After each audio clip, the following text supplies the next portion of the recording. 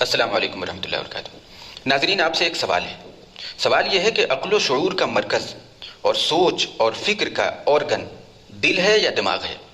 آپ کہیں گے کیسی بات کر رہے ہیں؟ یقیناً دماغ ہے۔ ہم دماغ سے ہی سوچتے ہیں، فیصلے کرتے ہیں، منصوبہ بناتے ہیں، سب کچھ کرتے ہیں۔ دل کا تو وہ کام بالکل بھی نہیں ہے۔ لیکن واقعہ یہ ہے کہ قرآن میں تقریباً ہر جگہ پر عقل اور شعور کا مرکز اور سوچنے، سمجھنے اور فیصلہ کرنے کا جو آرگن ہے وہ دل کو بتایا گیا ہے۔ اور صرف قرآن ہی نہیں، دوسری تمام مذہبی کتابیں، چاہے وہ بائبل ہو، تورات ہو، اور اس کے علاوہ جو بھی مذہبی کتابوں کے نام پر موجود ہیں، جہاں کے جتنے لٹریچر ہیں، چاہے وہ کسی بھی زبان میں ہوں، کسی بھی عہد کے ہوں، سب میں فکر و شعور کا مرکز دل ہی کو بتایا گیا ہے۔ تو ایسا کیوں ہے؟ اور دوسری طرف حقیقت یہ ہے کہ آج میڈیکل سائنس اس قدر ترقی کر چکی ہے اور اتنی اعلیٰ سطح پر جا چکی ہے کہ اس بات میں کا انکار کرنا تو بہت دور کی بات ہے، اس میں شک کرنا بھی بدترین درجے کی جہالت اور حماقت ہے کہ دماغ عقل و شعور کا مرکز نہیں ہے۔ تو پھر قرآن کے اس دعوے کا کیا؟ بات یہ ہے کہ یہی بات تمام لٹریچرز میں ہے، تمام مذہبی کتابوں میں ہے، لیکن دنیا والوں کو اور چیزیں نہیں دکھائی دیتی۔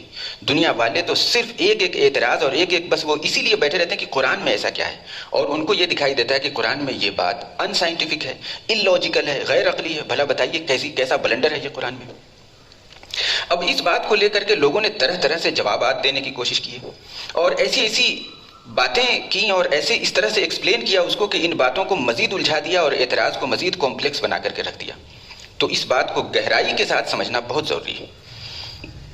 میں اپنا یہ ویڈیو اسی موضوع پر بنانے والا تھا کہ عقل و شعور کا مرکز دل ہے یا دماغ، لیکن چونکہ یہ ایک بڑا تفصیل طلب موضوع ہے اور اس کے لیے کچھ بنیادی باتوں کو سمجھنا بہت ضروری ہے، اس کے بغیر میں یہ ٹاپک سمجھا نہیں پاتا۔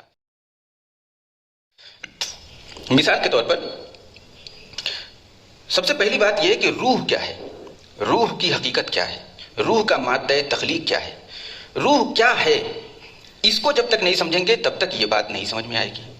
پھر جب تک روح کو نہیں سمجھیں گے تب تک یہ بات بھی نہیں سمجھ میں آئے گی کہ اصل انسان کیا ہے، کون ہے، اور قرآن کا مطلوب انسان کون ہے، اور اللہ کا حقیقی بندہ کون ہے، اور کون ہے وہ انسان جو انسان دکھ تو رہا ہے لیکن انسان نہیں ہے، وہ دراصل انسان نما حیوان ہے، بلکہ وہ جانوروں سے بھی بدتر ہے۔ تو یہ تفریق کس وجہ سے ہوتی ہے؟ قرآن کے اعتبار سے ان بے شمار آیات کو سمجھنے کے لیے بھی روح کی حقیقت کو سمجھنا ضروری ہے۔ اور جب یہ دونوں باتیں ہمیں سمجھ میں آئیں گی پھر ہم یہ سمجھ پائیں گے کہ عقل و شعور کا مرکز دل ہے یا دماغ، اور وہاں پر جا کر کے ہمیں یہ بات کلیئر ہوگی کہ اس مقام پر قرآن اور سائنس میں کوئی کانٹراڈکشن نہیں ہے، بلکہ یہ دونوں دو آسپیکٹ کو بتاتے ہیں، اور مکمل طور پر سمجھنے کے لیے ان دونوں آسپیکٹ کو ملا کر کے سمجھنا ضروری ہے کہ کس چیز کا تعلق دل سے ہے اور کس چیز کا تعلق دماغ سے ہے، اور قرآن جب بات کرتا ہے تو کس آسپیکٹ سے بات کرتا ہے، اور جب سائنس بات کرتی ہے تو کس آسپیکٹ سے بات کرتی ہے۔ ایک مثال سے میں اسی کو واضح کرنے کی کوشش کرتا ہوں۔ دنیا کا سب سے بڑا کوئی نیورو سائنٹسٹ آج اگر ہے اور وہ کام کرتے کرتے تھک جائے، پھر اس کے بعد اگر اس کو ایک کپ پینے کی خواہش ہو تو وہ کیا کہے گا؟ ایک کپ چائے پینے کا دل کر رہا ہے، تھوڑا سا سونے کا دل چاہ رہا ہے، تھوڑا آرام کرنا چاہ رہا ہوں، اب کام کرنے کا دل نہیں چاہ رہا۔ اب ان بھائی صاحب کو کون بتائے؟ بھائی صاحب، چائے پینے کا دماغ چاہ رہا ہے، آرام کرنے کے لیے آپ کا دماغ چاہ رہا ہے، تھکن آپ کے دماغ کو ہے، آپ نے دل کا استعمال کیوں کیا؟ تو یہ ہے کنٹراڈکشن، یہ سمجھنا بہت ضروری ہے۔ دنیا میں سب لوگ کہتے تو ہیں اور یہ اسٹیبلشڈ سائنس ہے کہ عقل و شعور کا مرکز دماغ ہے نہ کہ دل، لیکن ہم بولتے ہی نہیں ہیں۔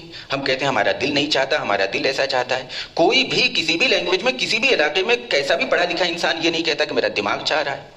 تو یہی فرق ہے جس کو سمجھے بغیر وہ بات سمجھ میں نہیں آئے۔ باتوں کو میں 3 ویڈیوز کے ذریعے مختصر کرنے کی کوشش کروں گا۔ سب سے پہلے ویڈیو میں یہ بتاؤں گا کہ روح کیا ہے، اس کی حقیقت کیا ہے قرآن کی روشنی میں۔ دوسرے ویڈیو میں یہ بتاؤں گا کہ روح اور جان میں بنیادی فرق ہے اور دونوں ایک ہی چیز نہیں ہیں، اور انسان کی کیا حیثیت رہ جاتی ہے اگر اس کے اندر روح نہ ہو۔ اور آخر میں یہ بات بتاؤں گا کہ عقل اور شعور کا مرکز دل ہے یا دماغ ہے قرآن اور سائنس کی روشنی میں۔ تب تک کے لیے آپ قرآن سے جڑیے، قرآن سے دوستی کیجیے، مطالعہ کیجیے، اپنا بہت سارا خیال رکھیے۔ ملتے ہیں اگلے ویڈیو میں بہت جلد۔ اللہ حافظ۔